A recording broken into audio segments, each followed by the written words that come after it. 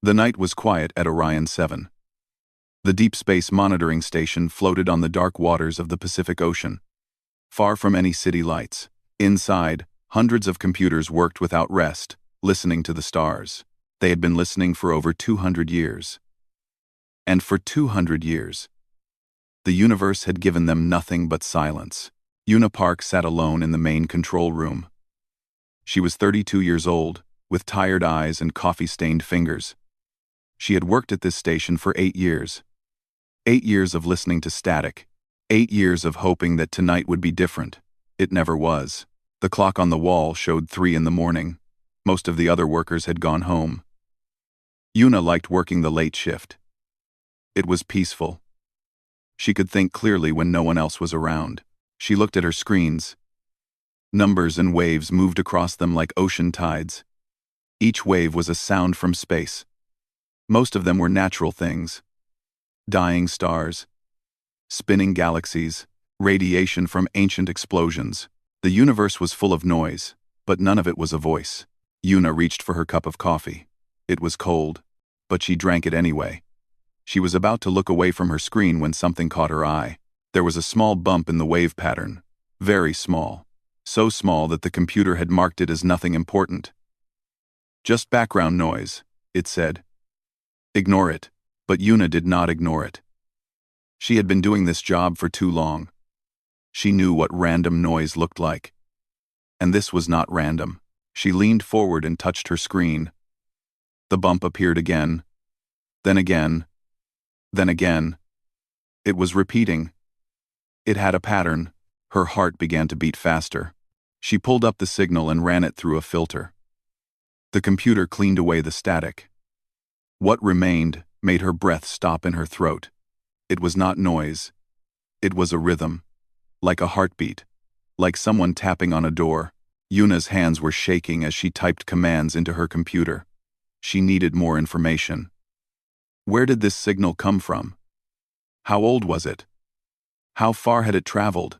The answers came slowly. The signal had come from the edge of the galaxy. From a star system that was over 200 light-years away. That meant the signal was 200 years old. Someone had sent this message when Una's great-great-grandmother was still alive. But there was something strange. The signal was very weak. Too weak. It had been sent on a frequency that no one used for long-distance communication. It was like someone had whispered into a hurricane, hoping the wind would carry their words. Una ran more tests. She checked her equipment. She checked it again. The signal was real. She sat back in her chair and covered her mouth with her hand. In 200 years of searching, humanity had never found proof of alien life. And now, on a quiet night, in a floating station in the middle of the ocean, Una Park had found it. She did not sleep that night. She worked until the sun came up, collecting every piece of data she could find. When her supervisor arrived in the morning, she was waiting for him with red eyes and a racing heart. His name was Director Seong. He was an old man with gray hair and a face that had seen too many disappointments. When Una showed him the signal, he looked at it for a long time without speaking. This could be anything, he said finally. A glitch, an echo. Our equipment is old. It is not a glitch, Una said. Look at the pattern. It repeats every 47 seconds. Natural signals do not do that. Director Seong rubbed his eyes. Even if this is real, it is 200 years old. Whoever sent it is probably dead. After, maybe, Una said. But we have to try. We have to investigate. The director sighed. He had heard this kind of hope before. Young scientists always believed they had found something special. They were always wrong, but something in Una's voice made him pause. She was not excited like the others. She was scared, and that scared him too. He agreed to send the signal to the Korean Aerospace Research Institute. From there, it would go to the United Earth Council. They would decide what to do. 3 weeks passed. Una heard nothing. She began to lose hope. The council was busy with other things. Wars. Climate problems. Political fights. An old signal from the edge of the galaxy was not important to them. Then one morning, she received a message. The council wanted her to come to Seoul. They wanted her to present her findings in person. The council chamber was a large room with white walls and bright lights. 20 people sat around a curved table. They were scientists, politicians, military leaders. They all looked at Yuna like she was wasting their time. She stood before them and played the signal. At first, it sounded like static, like wind blowing through dead trees. But then, underneath the noise, they heard it. A sound that did not belong to space. A sound that was alive. It was a voice, broken and distant, but a voice. And it was crying. The room went silent. One of the council members, a woman with silver hair, leaned forward. "What is it saying?" she asked. "I do not know," Yuna admitted. "The language is nothing we have ever seen. But the emotion is clear. Whoever sent this was in pain. They were afraid. And they were calling for help.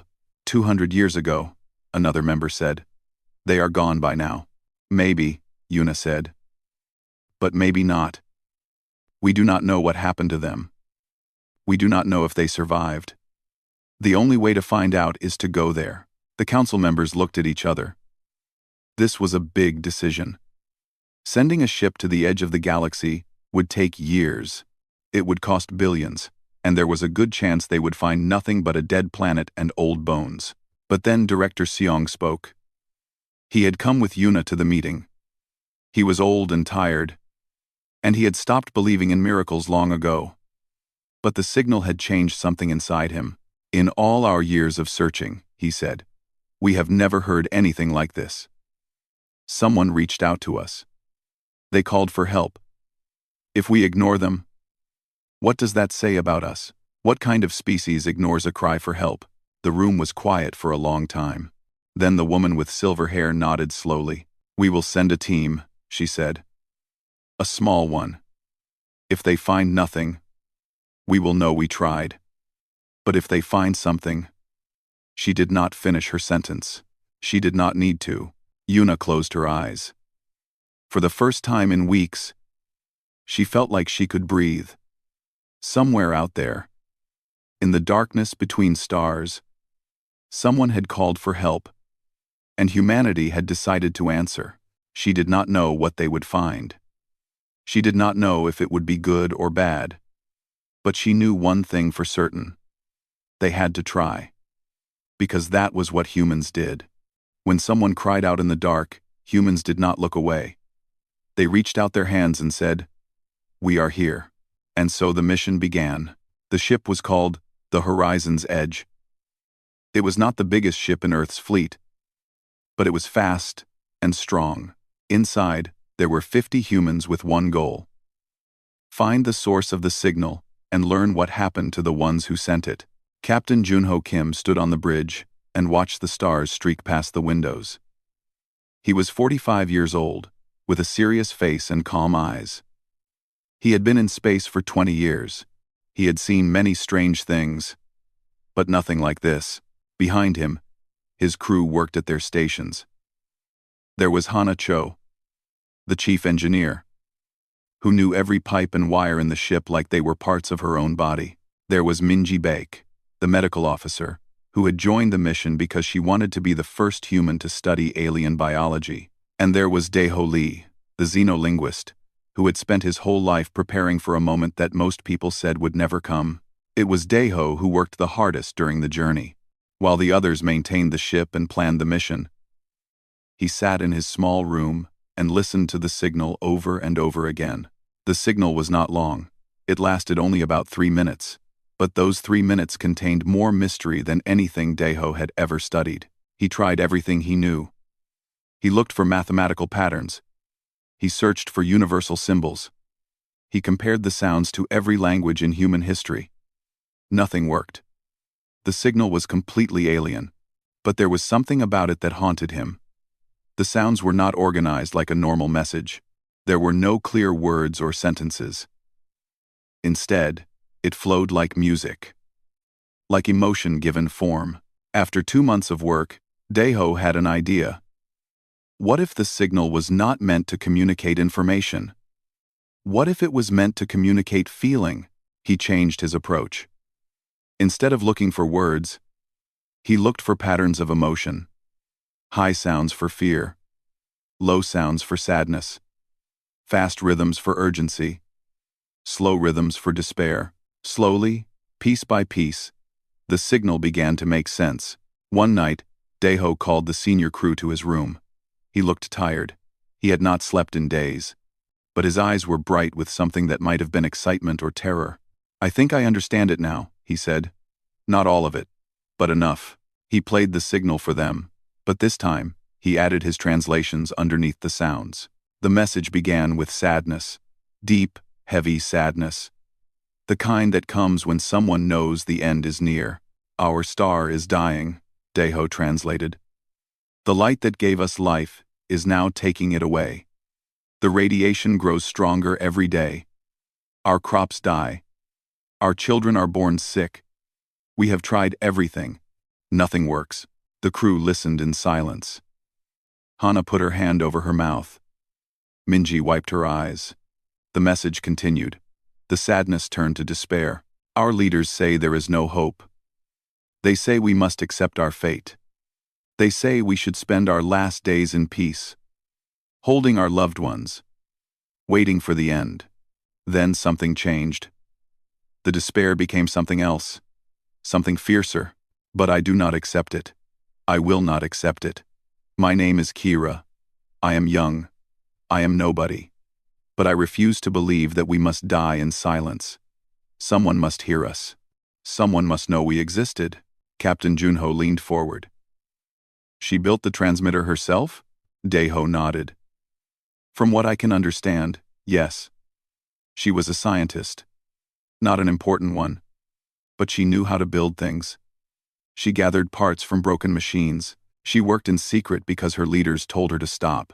They said it was a waste of resources. They said no one would ever hear." The message reached its final part. Kira's voice was breaking now. Even through the alien sounds, they could hear her tears. "If anyone can hear this, we are still here. We do not want to disappear. We do not want to be forgotten.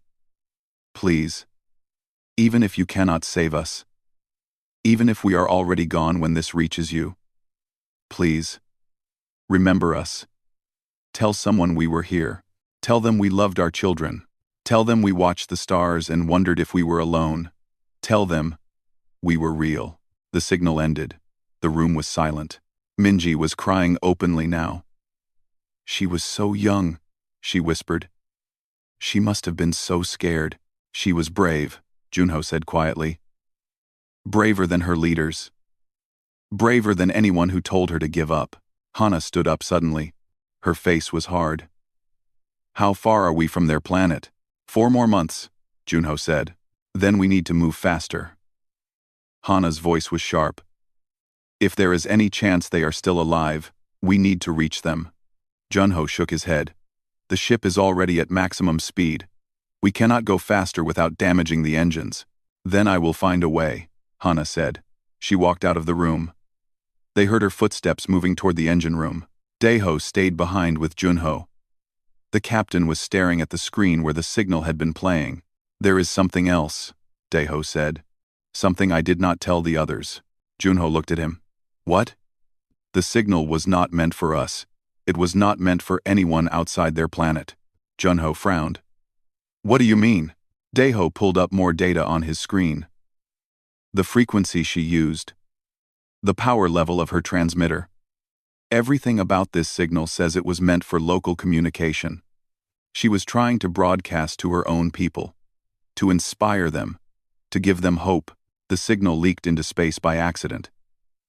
Their planet's magnetic field was collapsing because of the star's radiation. There was a crack in their protection. Her message escaped through that crack. Junho was quiet for a long moment. So, she never expected anyone to hear her. No.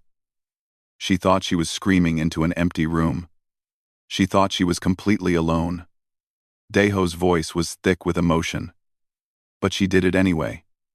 She sent her message anyway, even believing no one would ever hear. Junho closed his eyes. He thought about Kira, a young woman on a dying planet. Everyone around her had given up. Her leaders told her to stop. Her people were waiting to die. But she refused. She built a machine with her own hands. She poured her heart into a signal that she believed would vanish into nothing. And 200 years later, across impossible distances, a woman named Yuna Park had heard her. The universe was vast and cold and uncaring. But sometimes, miracles happened. 3 months later, the long-range sensors picked up something. A small planet, orbiting a dim red star. The star was old and sick, bleeding radiation into space. The planet should have been dead, but it was not dead. The sensors showed heat signatures deep underground. Not many, but some. Life was still there, holding on. Junho called the crew to the bridge. He pointed at the screen. "That is their world," he said. "And someone is still alive down there. After 200 years. After everything. They survived." The crew stared at the screen in disbelief. "Kira," Minji whispered. "She was right. Her people held on." "We need to contact them," Daeho said. "We need to tell them we received their message." Junho nodded. He looked at his crew. These 50 humans who had traveled across the galaxy because a stranger had called for help. "Let us answer her," he said. 200 years late. But better late than never. He opened the communication channel, and for the first time in history, humans spoke to another species among the stars. The planet looked like a wound in space. From orbit, the crew of the Horizon's Edge could see the damage that 2 centuries of radiation had done. The oceans were gone, turned to dust. The forests that once covered the surface were now black and dead. Great cracks split the land like broken glass. Storms of poison swirled across the sky. It was hard to believe anything could survive down there. But the sensors did not lie. Deep beneath the surface, in tunnels carved into the rock, there were heat signatures. Body heat. Life. Yuna Park stood next to Captain Junho on the bridge. She had not been part of the original crew. She had fought for months to join the mission. The Council had said she was too important. She was needed on Earth, but she had refused to stay behind. This was her discovery. She needed to see it through.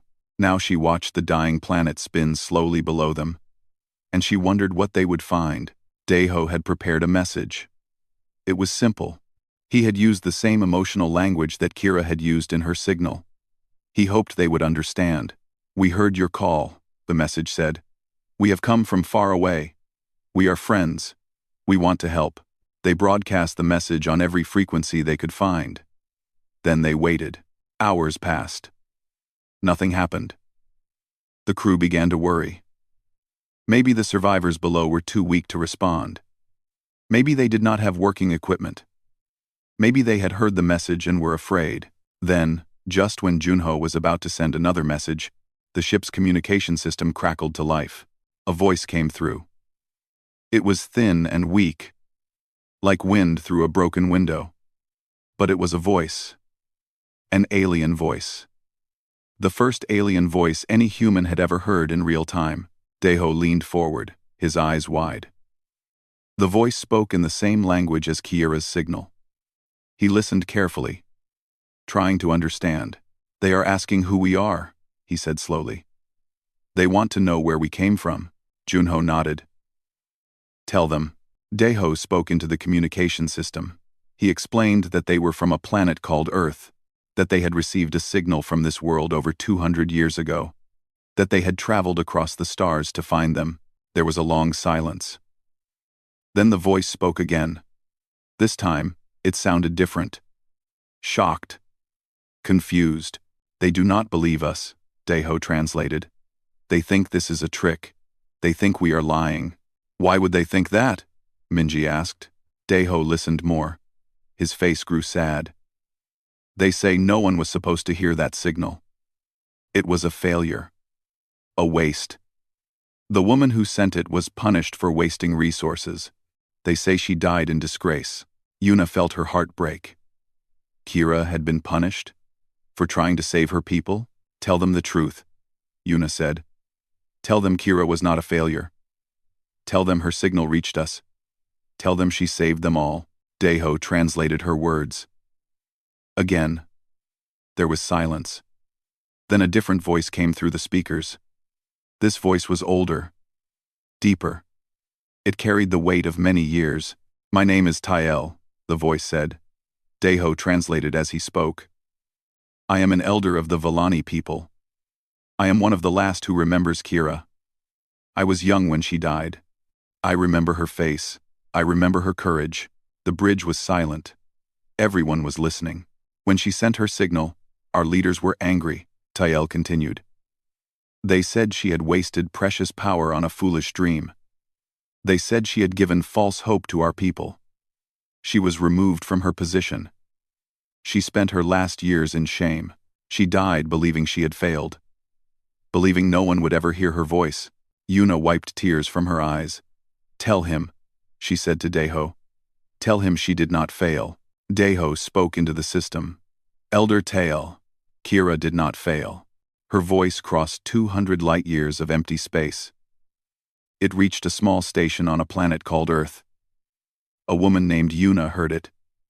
She fought to make people listen, and now, because of Kira, we are here. She saved your people. She saved all of you. The silence that followed was the longest yet. When Tyel spoke again, his voice was shaking. You came. Because of her? Because of the signal? Yes, Junho said. He did not wait for translation. He knew Tyel could hear the truth in his voice. We came because she asked for help. That is what we do. When someone calls out in the darkness, we answer. They heard sounds through the speakers. Strange sounds. It took them a moment to realize what they were hearing. The Vellani were crying. Not in sadness. In joy. In relief. In 200 years of suffering, they had never stopped hoping. And now their hope had been answered. Elder Tyel asked them to wait. He needed to tell his people what had happened. He needed to prepare them. While they waited, Hana ran more scans of the planet. What she found was not good. The underground tunnels are unstable, she reported. The radiation has weakened the rock over the years. There are cracks everywhere. Some tunnels have already collapsed. How long do they have? Junho asked. Hana shook her head. Days, maybe weeks. Their power systems are failing too. Without power, they cannot run the air cleaners. They will suffocate. Junho looked at the planet below. 3,000 survivors. 3,000 people who had held on for 200 years, waiting for help that never came. And now that help was finally here, they might be too late. We have to evacuate them, he said. Hana stared at him. Junho, this ship holds 50 people. We cannot fit 3,000. Then we make it fit, Junho said. We remove everything we do not need. We use every space. We find a way. Even if we do that, we would need to make multiple trips. That would take years. Then we do it in one trip. Junho's voice was hard. I will not leave these people behind. Not after they waited so long. Not after Kira died for them. Hana looked at him for a long moment. Then she nodded. I will see what I can do. An hour later, Elder Tael contacted them again. His voice was calmer now. My people are ready to meet you, he said. But I must warn you. Not everyone trusts you. Our council leader, Noro, believes this is a trap. He thinks you want something from us. We want nothing, Junho said, only to help. That is what Noro cannot understand, Tyel said sadly. In our history, no one has ever helped us without wanting something in return. The idea of strangers traveling across the galaxy just to save us? It does not make sense to him. Yuna leaned toward the microphone. Tell Noro that humans are different. We do not help because we expect something back. We help because it is right. Because when someone is in pain, we cannot look away. Because every life matters. Even the lives of people we have never met. Tyel was quiet. Then he said, I will tell him. I hope he will believe you. I hope he will let you save us. Rumen, We will save you, Junho promised. Whether he believes us or not. We did not come this far to turn back now. He looked at his crew. They all nodded. They were ready. Prepare the shuttles, Junho ordered. We are going down there. And so, for the first time in history, humans set foot on an alien world. Not to conquer, not to explore, but to save the people who lived there. Because that was what humans did. That was who they were. Kira had believed that someone would answer her call. She had been right. And now her people would live because of her faith. The surface of the planet was worse than they had imagined. The shuttle shook as it flew through storms of toxic dust. Lightning cracked across the sky, turning the clouds into walls of fire. The radiation alarms screamed without stopping. Junho sat in the pilot seat, his hands tight on the controls. Behind him, Yuna, Minji, and 10 other crew members held on as the shuttle bounced through the chaos. The entrance to the tunnels is ahead, Hana said through the radio. She was still on the ship, guiding them from above. 200 meters. You should see it soon. Through the dust, Junho saw it. A dark opening in the ground, the mouth of a tunnel that led deep into the planet. The last home of the Villani people. He landed the shuttle as close as he could. The crew put on their protective suits and stepped outside. The wind nearly knocked them down. The ground beneath their feet was hot from radiation. Move fast, Junho ordered. We do not have much time. They ran toward the tunnel entrance. Inside, the air was cooler and calmer. Emergency lights flickered on the walls. The tunnel stretched downward into darkness. They walked for several minutes. The tunnel twisted and turned. Some parts were damaged. Rocks had fallen from the ceiling. Cracks ran along the walls. Then they heard footsteps, soft and careful, coming toward them. The first Villani appeared around a corner. He was tall and thin, with pale blue skin and large dark eyes. His body looked weak, like he had not eaten well in a long time. But he stood straight and proud. It was Elder Tail. Yuna recognized him somehow, even though she had never seen a Villani before.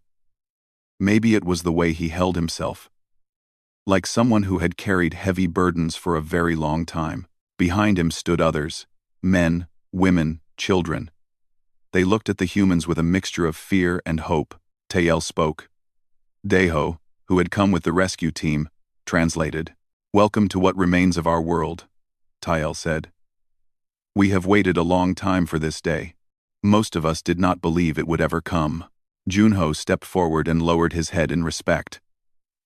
We are honored to meet you, Elder. We have come to take your people to safety. Tael smiled, but it was a sad smile. Safety. We had forgotten what that word meant. He turned and led them deeper into the tunnels. The air grew warmer. The walls pressed closer. Everywhere they looked, they saw signs of struggle. Old machines that had been repaired hundreds of times. Gardens of strange plants growing under artificial lights. Families huddled together in small rooms, watching the strangers with big eyes. There were so many children. Yuna had not expected that. The Villani had kept having children, even knowing they might not survive. They had refused to let their species die quietly. They reached a large open space. It must have been beautiful once. Now it was crowded with thousands of Villani. They sat on the floor, on old beds, on anything they could find. Some were sick, some were dying. All of them looked tired. A tall Villani male pushed through the crowd. His face was hard, and his eyes were suspicious. This was Noro, the council leader. You are the humans, he said. His voice was cold. Deho translated quickly. Yes, Junho said. We have come to help you. Help us? Noro laughed. It was not a happy sound. No one helps strangers for free. What do you really want? Our technology? Our planet? Do you plan to take us as slaves? We want nothing, Junho said calmly. Your planet is dying. There is nothing here for us to take. We came because Kira asked for help, and we heard her. Noro's face twisted with anger at the mention of Kira's name. That fool. She wasted our last energy on her stupid signal. Because of her, hundreds of people died when the power failed. Because of her, you will live, Yuna said. Her voice was sharp. She was braver than you. Braver than everyone who told her to give up. She believed someone would answer. And she was right. Noro glared at her, but he did not argue. He could see the determination in her eyes. Elder Tael stepped between them. We can discuss the past later. Right now, we must focus on survival. Our tunnels are collapsing. Our air systems are failing. Whatever your reasons for coming, we need your help now. Junho nodded. Then let us begin. We need to move everyone to our ship. The evacuation was the hardest thing any of them had ever done. The Horizon's Edge was designed for 50 people. They needed to fit 3,000. Hana worked miracles. She stripped the ship of everything that was not essential. Cargo bays became sleeping areas. Storage rooms became hospitals. She removed walls, rearranged systems, and created space where there should have been none. It will be uncomfortable, she warned Junho. Everyone will be packed together. We will have to ration food and water. The air recyclers will be pushed to their limits. But can we do it? Junho asked. Hana paused. Then she nodded. Yes, it will be hard, but yes, we can save them all. Down on the planet, the crew worked without rest. They carried the sick and the elderly. They calmed frightened children. They moved as fast as they could while the tunnels shook around them. The planet was dying. Everyone could feel it. The ground trembled. Cracks appeared in the ceiling. Dust fell like rain. Minji set up a medical station in one of the tunnels. The Villani were afraid of her at first. They had never seen a human before. But she smiled at them, touched their hands gently, and slowly, they began to trust her. Their biology is different from ours, she reported to the ship. But not too different. I can keep them alive during the journey. I just need time. Time was the one thing they did not have. On the third day of the evacuation, a massive earthquake struck. Half a kilometer of tunnel collapsed. 50 Villani were trapped on the wrong side. Junho led a team to dig them out. They worked for hours, moving rocks with their bare hands. The Villani watched in amazement. These strangers were risking their lives for people they had just met. Noro was among those who watched. Something changed in his eyes that day. He had never believed in kindness without conditions. But here it was, right in front of him. When the last survivor was pulled from the rubble, Noro walked up to Junho. His face was different now. Softer. I do not understand you, he said. But I believe you. You truly came just to save us. Yes, Junho said simply. Why? We are nothing to you. We have nothing to offer you. Junho thought for a moment. On my planet, we have a saying. We are all connected. When one person suffers, we all suffer. When one person is saved, we are all saved. You called for help. We answered. That is all. Noro was silent for a long time. Then he bowed his head. Thank you. From all of us.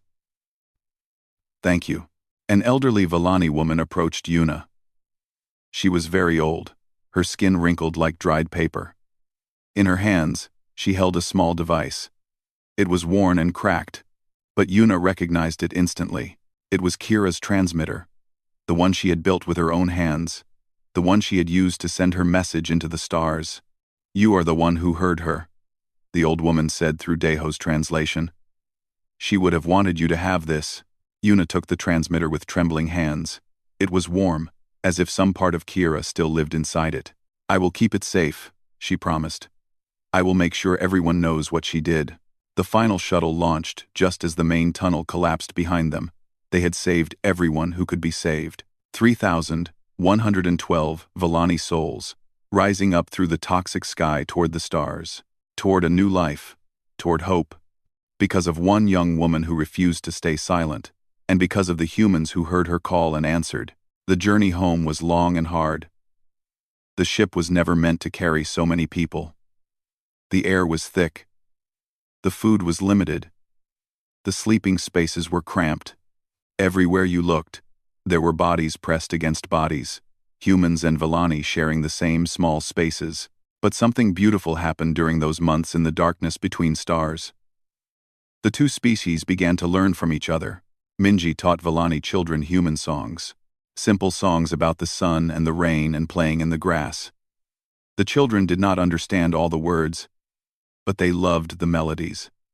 Soon they were teaching Minji their own songs, songs about the stars and the deep tunnels and the hope that never dies. Daeho spent his days learning the Villani language. He discovered that it was not just words and sounds. It was colors and gestures and emotions. The Villani could communicate feelings that humans did not even have names for.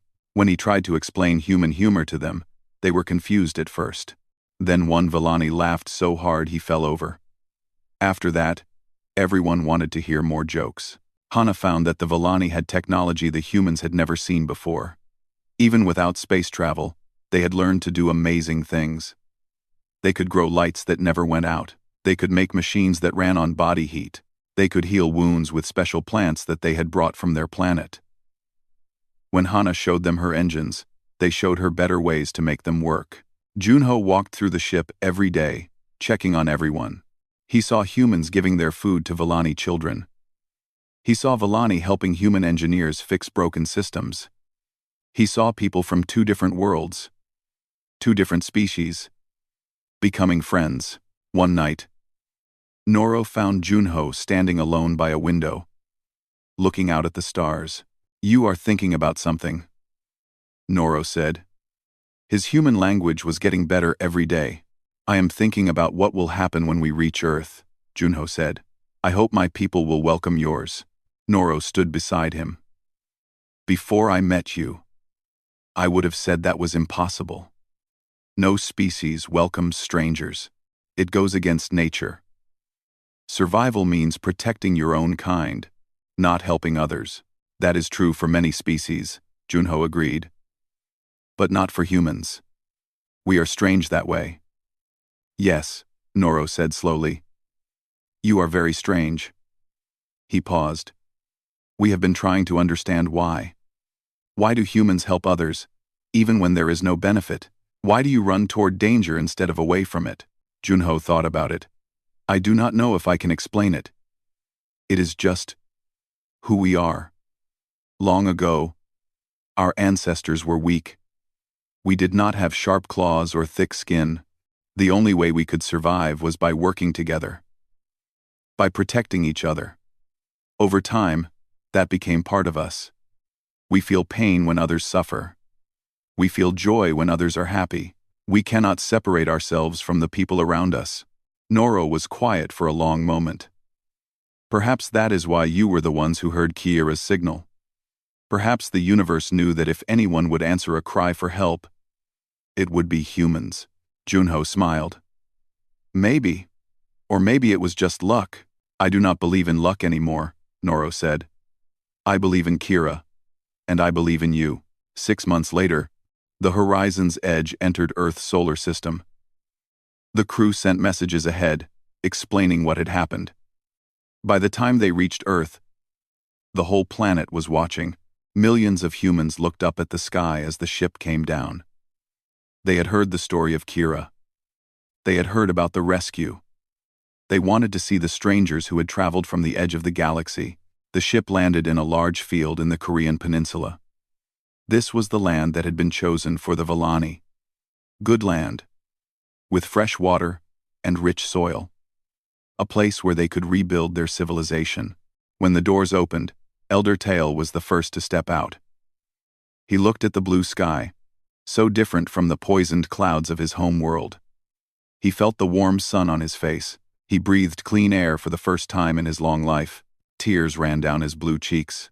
Behind him, the other Villani came out slowly.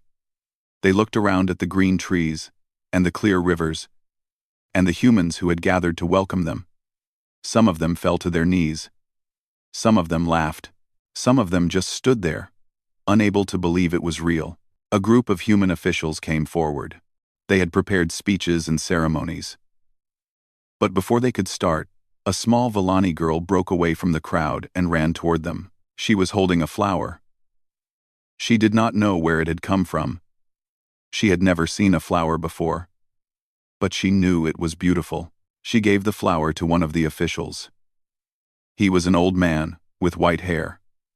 He looked at the flower, then at the small blue girl who had given it to him, and then he did something that no one expected.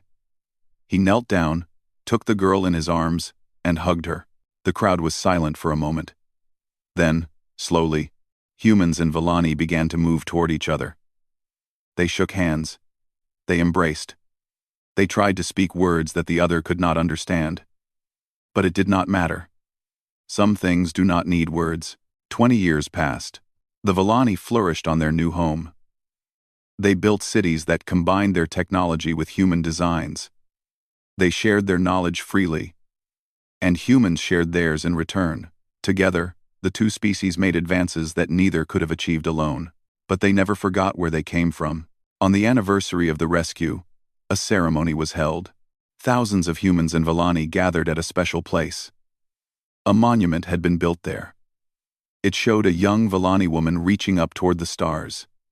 Her name was carved at the base. Kiira. Elder Tael stood before the crowd. He was very old now.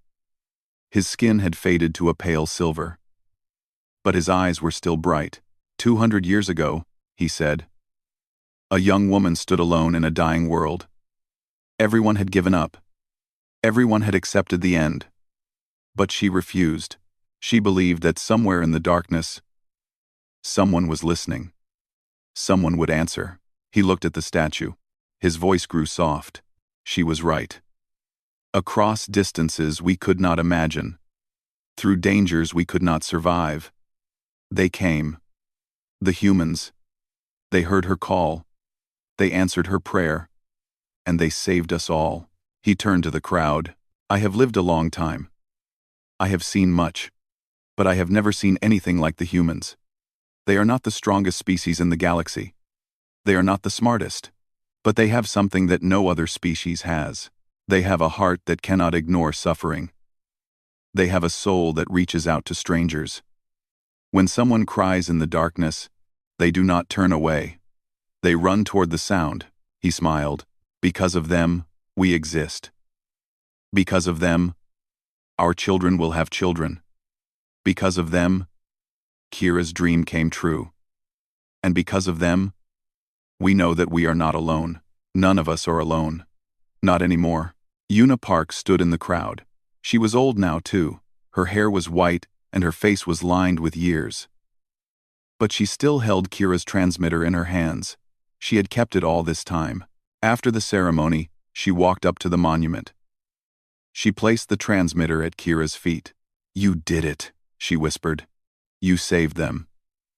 And you taught us something too. You taught us that hope is never foolish. That reaching out is never a waste. That even the smallest voice can change the universe. She touched the stone hand of the statue. Rest now. Your people are safe. Your message was heard. And you will never be forgotten. Above her, the stars were coming out. Millions of lights in the endless darkness. Somewhere out there, other species were struggling. Other voices were crying out. Other Kiras were sending messages that they believed no one would ever hear. But now they knew the truth. There was a species in the galaxy that listened. A species that answered. A species that, no matter how far the journey or how great the danger, would always come when someone called for help. Humans. Strange, wonderful, impossible humans. And as long as they existed, no cry for help would ever go unanswered again. On that same night, a new signal was sent from the monument. Not a cry for help this time. A message of hope. It broadcast outward in all directions. To every corner of the galaxy. To anyone who can hear this, you are not alone. No matter how far you are. No matter how small your voice. If you call, we will answer. If you are lost, we will find you. If you are dying, we will save you. This is our promise. This is who we are, and we will never stop listening. The message flew into the darkness, carried by hope and kindness, and the stubborn belief that connection is always possible. And somewhere, light years away, another lonely soul heard it. And for the first time in their life, they smiled.